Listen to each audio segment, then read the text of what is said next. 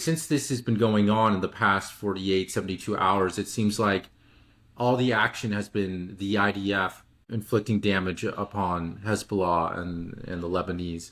We've had the pager attacks, walkie-talkies, bombings, incursions into southern Lebanon. Have we seen anything from Hezbollah? Are they just biding their time, waiting for the dust to settle, and then should we expect something? What's the situation?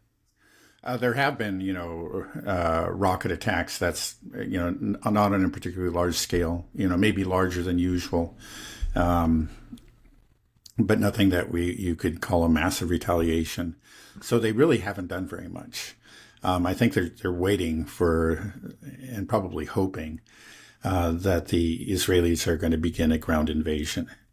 And the Israelis appear to be poised to do that, which again seems very foolish, but I guess they understand that they have to, because the stated objective of this, attack on Hezbollah is to restore security to the northern part of Israel. There are some tens of thousands, you hear numbers ranging from 60,000 to 200,000 Israelis that have been evacuated. And that's a constant source of, I think, both, embarrassment, and it's a domestic political pressure that Netanyahu has to deal with. And one thing is again, we've always, the Israelis have always prided themselves, or they're the raison d'etre. I mean, their very reason for existence has been stated reason for existence is to provide a safe place for Jews. And say, well, you can't do that in the north, right? And so he's got to reestablish that. But to do that, he's going to have to extirpate Hezbollah, from southern Lebanon, and no amount of bombing is going to do that. I think that they have to try a ground invasion, and again, probably the hope is to bring in the U.S. to provide air support. And of course, they've got their own air support. Do you think this is a realistic objective? Is it achievable? I mean, they would have to push them back very far, and then they would just annex that territory of southern Lebanon. But then all of a sudden, that new annexed region, you're going to constantly have this line of conflict. Yeah. No, I mean, they've tried that twice in the past. Once was 1982, 1983, the invasion of Lebanon, that they went all the way up to Beirut, but then just gradually retreated. They tried to hold on to some territory, in the very southern part of Lebanon, but eventually pulled out from there too in 2000. I think that they might hold some very small amounts of land still, the Israelis. I think they still occupy a little bit of Lebanese territory, but they basically abandoned all that territory that they seized during the 1982-1983 invasion. And then they tried again in 2006, and that failed actually rather rapidly.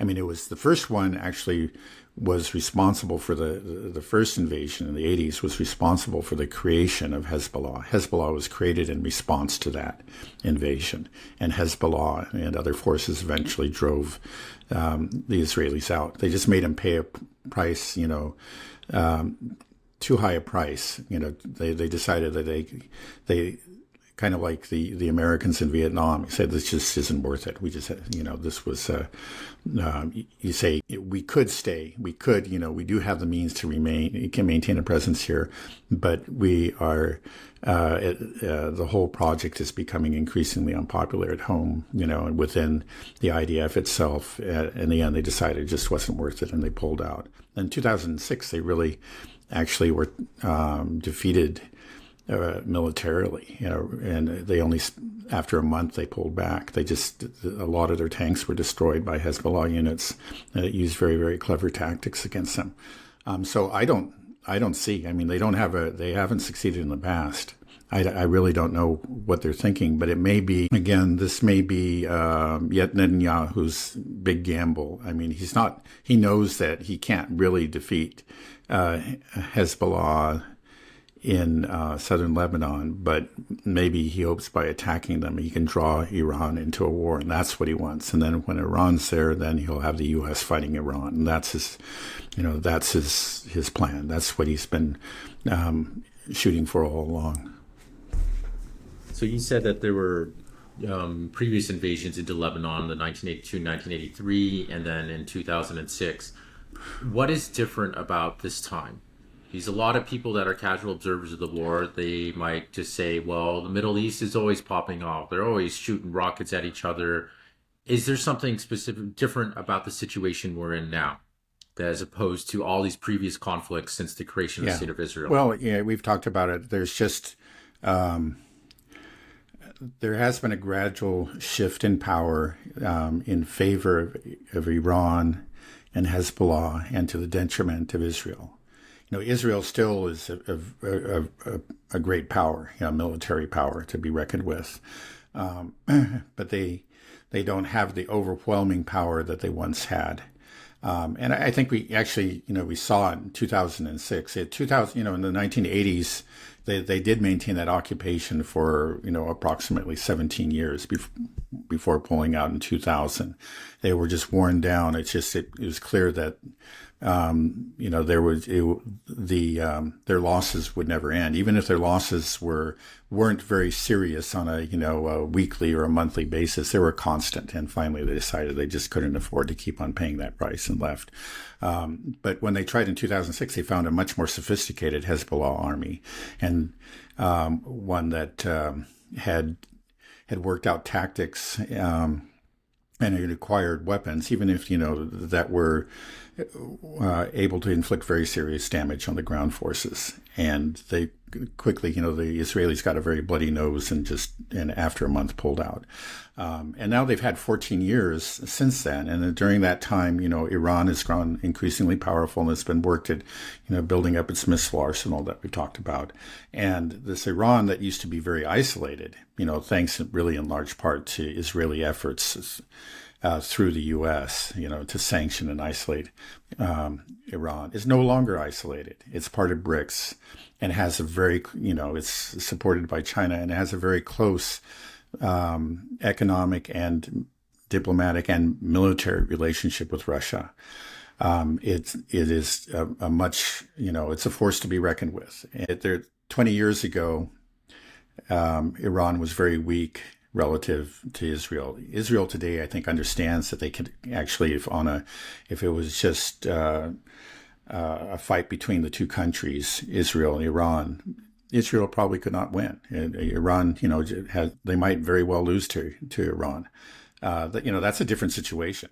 And now, so just the larger context, just the overall situation, geopolitical and military, has shifted steadily in favor of Israel's enemies.